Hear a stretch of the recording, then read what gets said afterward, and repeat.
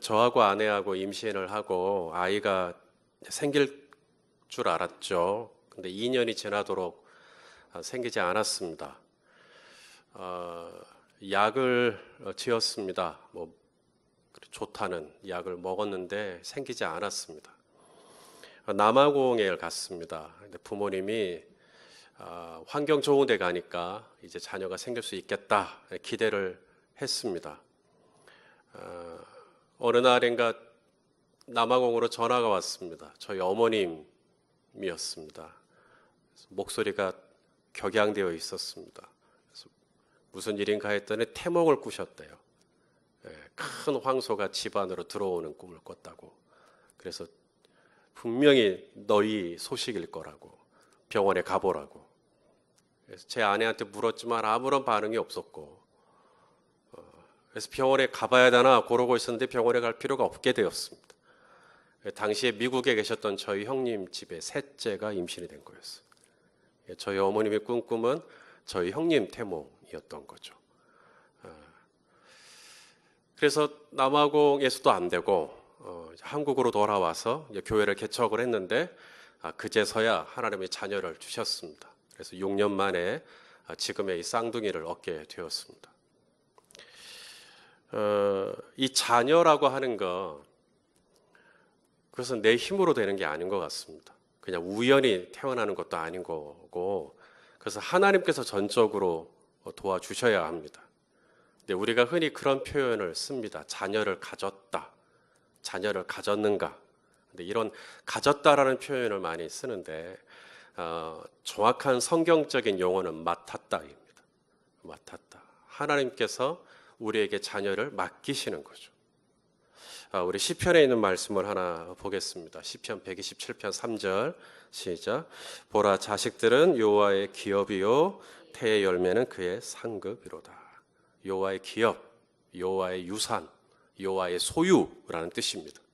그래서 자녀는 하나님의 거예요. 하나님의 소유, 하나님의 기업, 하나님의 산업입니다. 내 것이 아닙니다. 그런데 우리는 종종 이 사실을 까먹어요. 그래서 내 것인 것처럼 이렇게 자녀에게 그런 잘못된 그런 실수들을 많이 하게 되는 것 같습니다. 저도 마찬가지입니다. 저도 괜히 애들한테 안 해도 될 말들을 하고 안 해도 될 행동들을 하고 그리고 나서 막 미안해갖고 어쩔 줄은 모르고 그런 실수들을 참 많이 합니다. 하나님의 소유인데, 하나님의 것인데 내 것인 것처럼 착각하는 것이죠. 지난 시간에 우리는 그 레아가 4명의 아들을 낳는 것을 보았어요. 이름을 기억하실런지 모르겠습니다. 루벤, 시므온, 레위, 유다, 이렇게 4명의 아들을 낳았습니다. 그러자 이제 동생 라헬, 언니는 그렇게 자녀를 낳았는데 이 동생 라헬이 어떤 느낌이었는가, 오늘 본문에 보니까 이제 굉장히 힘들어하고 있는 상황이라는 걸 알게 됩니다. 자, 우리 1절 말씀을 같이 한번 읽겠습니다. 시작. 라헬이 자기가 야곱에게서 아들을 낳지 못함을 보고 그의 언니를 시기하여 야곱에게 이르되 내게 자식을 낳게 하라. 그렇지 아니하면 내가 죽겠노라. 죽어버리겠답니다. 자녀가 없어서 너무 힘들어하는 겁니다. 우리는 지난 시간에 그 레아와 그리고 라헬의 성격을 약간 유추해 보았습니다. 양을 기르는 굉장히 터프한 일을 라반은 큰언니인 레아에게 맡기지 않고 둘째 라헬에게 맡겼습니다. 굉장히 거친 일인데 그것을 라헬이 합니다. 반면에 굉장히 내성적이고 소극적이었던 야곱, 이 야곱이 라헬을 보고 분명히 어떤 면 때문에 반했을 거라는 거죠. 그것은 라헬이 가지고 있는 남성적이고 그리고 쾌활하고 그리고 다혈질적인 어떤 그런 부분들을 보고 야곱이 상당히 마음이 끌려줄 수 있겠다라고 생각을 했습니다. 오늘 본문도 마찬가지입니다. 라헬은 그 성격 그대로 언니가 계속해서 아들을 낳는 것을 보자 질투에 사로잡힙니다. 시기심에 사로잡힙니다. 그리고는 야곱을 붙들고 이제 따지는 거죠. 나도 자식 갖고 싶다. 나도 자식 갖게 해주라. 그러면서 죽어버리겠다. 이런 표현들을 씁니다. 이렇게 라헬의 성격입니다. 그게. 그러자 이 야곱이 뭐라 그래요? 이게 내가 하나님이냐? 이런 얘기를 합니다. 자, 2절 말씀을 같이 읽겠습니다. 시작. 야곱이 라헬에게 성을 내어 이르되 그대를 임신하지 못하게 하시는 이는 하나님이시니 내가 하나님을 대신하겠느냐. 임신이 되고 안 되고는 전적인 누구의 소관이라는 거예요. 하나님의 소관입니다. 남편도 건강하고 신부도 건강하고 그러면 이제 당연히 이제 자식을 낳을 것을 기대하죠. 그런데 전적으로 그것은 하나님의 소관이라고 얘기하는 것입니다. 저희 부부는 3, 40대가 8, 90%입니다. 그러다 보니까 많은 그 젊은 부부들이 계시는데요. 저희 부부가 불임이었고 요즘은 난임이라 그럽니다. 난임이었기 때문에 그래서 그런지 저희 교회 그런 가정들이 꽤 됩니다. 그래서 임신을 하고 5년, 6년 됐는데 아이가 없어서 끙끙 앓고 있는 분들이 덜어 있습니다. 그러면 저희 부부의 이야기를 하죠. 그러면 위로를 받고 또 시간이 지남에 따라 또 임신도 되십니다. 그러면서 또 하나님의 은혜도 경험하시는데 병원에 가서 보면 두 분 다 건강해요. 그런데 아이가 생기지 않는 그 한양대 의대 교수인 박문일 박사님이라고 이분이 이제 그런 쪽에 좀 일가견이 있으신 박사인데 이분이 한 얘기를 보니까 건강한 청년 남자 여자여도 자연적으로 임신할 확률이 24%에서 30%밖에 되지 않는다고 합니다. 그만큼 요즘 이 시대에 임신 성공률이 쉽지 않다는 이야기인데 그렇게 따지고 보면 나에게 자녀가 생겼다, 나에게 아이가 생겼다라고 하는 것은 정말 큰 하나님의 은혜입니다. 오늘 본문에도 야곱이 뭐라고 말하냐면 그것은 전적으로 하나님의 일이다라고 얘기합니다. 그리고 내가 하나님을 대신하겠는가라고 말하는 거죠. 제가 아는 목사님은 정관 수술까지 했는데도 임신이 됐어요. 셋째를 낳았습니다. 늦둥이. 얼마나 좋아하시는지 몰라요. 그래서 제가 정관 수술 잘못된 거 아니냐고 그랬더니 제대로 된 거 맞는데 그게 가능하냐 그랬더니 의학적으로 2000분의 1 확률이랍니다. 2000분의 1 확률을 뚫고 셋째가 생겨버렸어요. 이것을 사람 일이라고 해야 되는지 아니면 성령의 잉태하심이라고 해야 되는지 분명히 그런 일도 있었습니다. 어른들이 그런 얘기 많이 하더라고요. 아이가 안 생기니까 질투하래요. 질투. 아이가 생긴 집을 시기하래요. 그러면 생긴다고. 그런 말 혹시 들어보셨어요? 저희가 안 해봤겠습니까? 얼마나 질투했겠습니까? 시기도 해보고 그래도 안 생기더라고요. 깨닫는 건 뭐냐면 질투해서 생기는 것이 아니라 뭐 수술한다고 해서 또 되는 겁니까? 저희가 시험관 시술을 했지만 시험관 시술의 성공률은 30%도 안 됩니다. 인공수정은 10%도 안 되고요. 그러니까 아이가 생기는 것은 전적인 하나님의 은혜입니다. 오늘 야곱이 하나님께서 하시는 일이라고 이야기합니다. 우리 박선주 집사 오늘 나오셨는데 셋째 하나님의 축복입니다. 그거 진짜. 우리 하진이죠, 셋째가 하진이. 너무너무 귀하죠. 자, 이제 라헬이 이야기를 합니다. 라헬이 무리수를 좀 두는데요. 3절에 보니까 자신의 몸종이었던 빌하, 자신의 몸종이었던 빌하에게 들어가거라 라고 말합니다. 왜 무리라고 말하는가? 이제 빌하가 몸종인데요. 이 빌하의 인격, 빌하의 의견, 빌하의 마음, 빌하의 감정은 전혀 고려받지 못합니다. 여기 3절에 보니까 내 여종 빌하에게로 들어가라. 그가 아들을 낳으면 내 무릎에 두리겠다. 이게 입양하겠다는 얘기거든요. 내 무릎에 두겠다. 그래서 빌하가 자식을 이제 배 아파서 낳아도 빌하의 것이 아니라 자기가 갖겠다는 거예요. 그러니까 이 빌하의 이 마음, 이 빌하의 눈물, 이 빌하의 아픔, 이제 이후에 또 레아도 자기 여종인 실바를 통해서 또 아들을 낳아요. 역시나 실바의 어떤 감정이나 실바의 마음은 전혀 고려받지 못합니다. 비극이죠. 이런 비극이 어디서 시작되는가? 그저 남편의 사랑을 조금 더 받아보고자 하는 욕심 때문입니다. 라헬의 기대대로 이제 비라가 자녀를 낳아요. 첫째 아들의 이름이 단입니다. 단.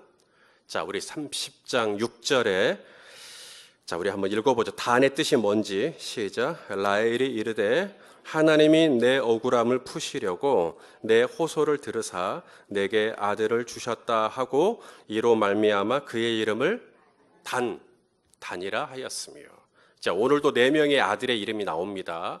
단, 납달리, 갓, 아셀이라고 하는 네 명의 이름이 나오는데 단입니다. 단은 히브리어 원어로는 이제 판단하다, 재판하다 뭐 이런 뜻이 있습니다. 그런데 오늘 이 단이라고 하는 아들을 낳고 라헬이 뭐라 그래요? 하나님이 내 억울함을 푸신다. 그러니까 라헬이 아들을 바라보는 기대가 뭐죠? 이 아들을 통해 뭐 하기를 원하는 거예요? 자신의 억울함을 풀려고 하는 것입니다. 자녀가 있는데 이 자녀는 철저하게 내 억울함을 풀어주는 대상인 거예요. 뭔가 억울한 게 있어요, 라헬에게. 그리고 그 억울함을 이 아들을 통해서 풀어보려고 하는 것입니다. 내가 못 배웠다는 억울함, 내가 못 가졌다는 억울함, 뭔가 억울함이 있어요. 내가 뭐가 부족하다는 억울함, 그리고 이 억울함을 내 자식을 통해서 풀어보려고 하는 거예요. 이게 잘못된 시선이죠. 그게 단입니다. 단. 자식은 하나님이 주신 뭐라고요? 기업. 하나님이 주신 선물이에요. 하나님이 주신 유산이라고요. 그런데 그런 시선이 없습니다. 그냥 이 아들은 그냥 내 억울함을 풀어주기 위해서 이 땅에 태어난 거예요. 내 억울함을. 그래서 내가 뭐가 억울한지를 이 아들에게 다 투영하는 거죠. 그리고 이 아들은 내 억울함을 풀어주면 되는 거예요. 비극이죠. 두 번째 아들을 또 낳습니다. 이번에는 납달리라고 하는 아들을 낳아요. 자, 납달리 8절 말씀입니다. 8절을 또 같이 읽겠습니다. 시작.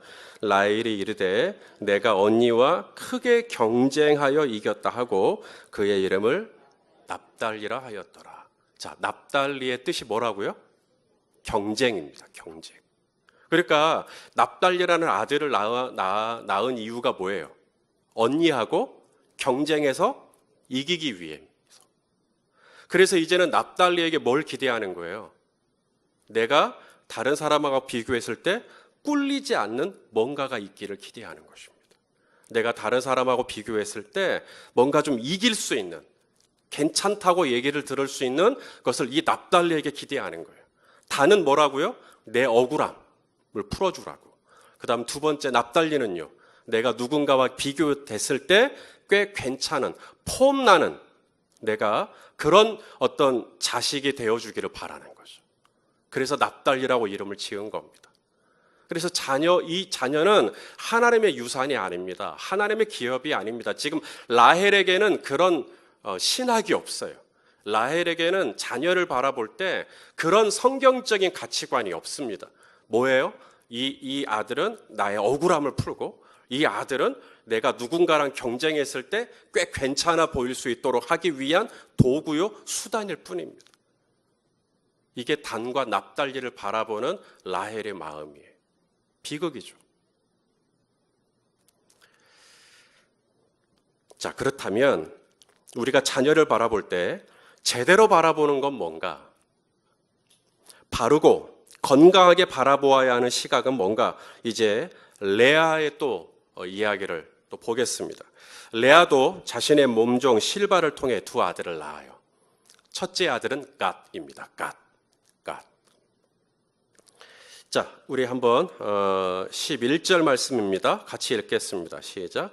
레아가 이르되 복되도다 하고 그의 이름을 갓이라 하였다. 자, 갓 이름의 뜻이 뭐라고요?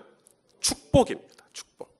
그래서 레아는 다 이 갓이라고 하는 아들을 품에 안고 뭐라 그랬다고요? 너는 하나님의 축복이다. 하나님이 나를 축복하신 열매다. 제대로 된 시가죠. 이렇게 봐야 돼요, 사실. 너는 내 억울함을 풀기 위한 도구다가 아니라 너는 나를 복되게 하시는, 나를 축복하시는 하나님의 은혜의 표징이다. 너 같은 딸을 둔 것은 내게 축복이다.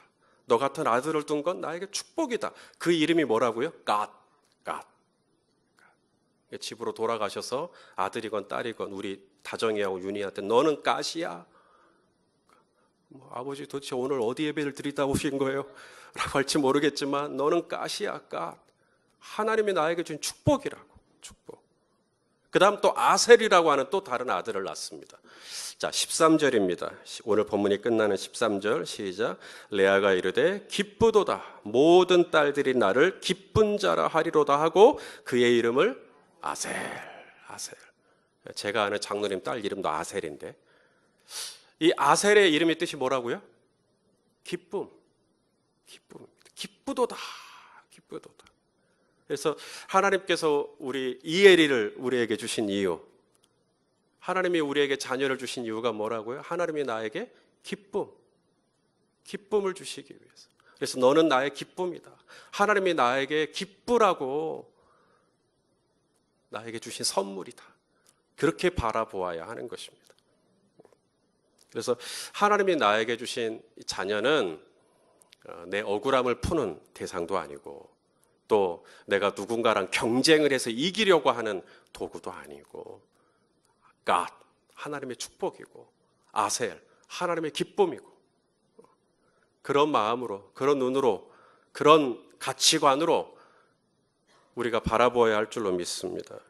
하나님께서 그 천지창조할 때 아담과 하와를 만드시죠. 당신의 형상으로 아담과 하와를 만드십니다.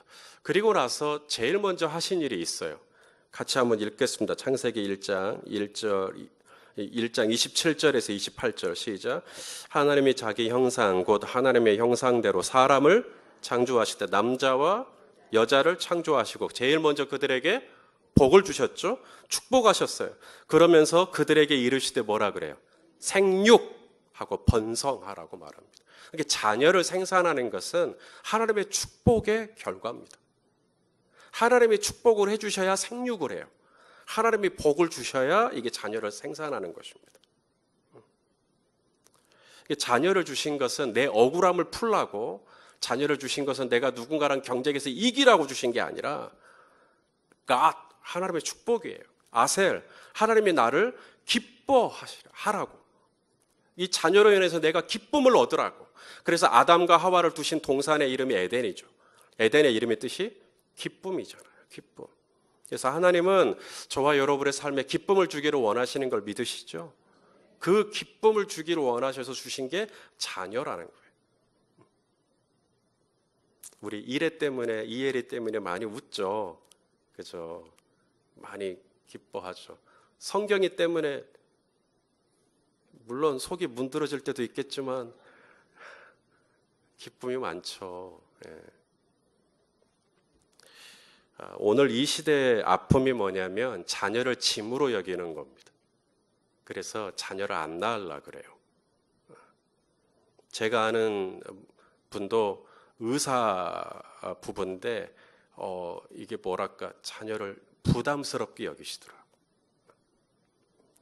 성경은 말합니다. 자녀는 축복이고 자녀는 기쁨이고 자녀는 하나님의 선물이고 자녀는 하나님의 나에게 주신 하나님의 놀라운 분깃이라고 상급이라고 이렇게 말씀하십니다. 때로는 자녀를 양육하는 과정에서 자녀 때문에 마음 아플 때가 참 많아요. 하지만 그 시간 동안도 하나님께서 내 안에 예수 그리스도의 형상, 예수 그리스도의 성품을 만들어 가시는 과정 중에 하나입니다. 자녀를 양육하는 그 시간을 통해서 보다 더 성숙해지고 내 믿음이 더욱 하나님을 의뢰하는 믿음으로 더 깊어지시게 하기 위한 손길이죠. 오늘 민족 고유의 명절인 추석 당일입니다. 오늘이 바로 이날 우리는 창세기 순서대로 쭉 나가는데 마침 오늘 또 자녀에 대한 말씀을 또 주셨습니다.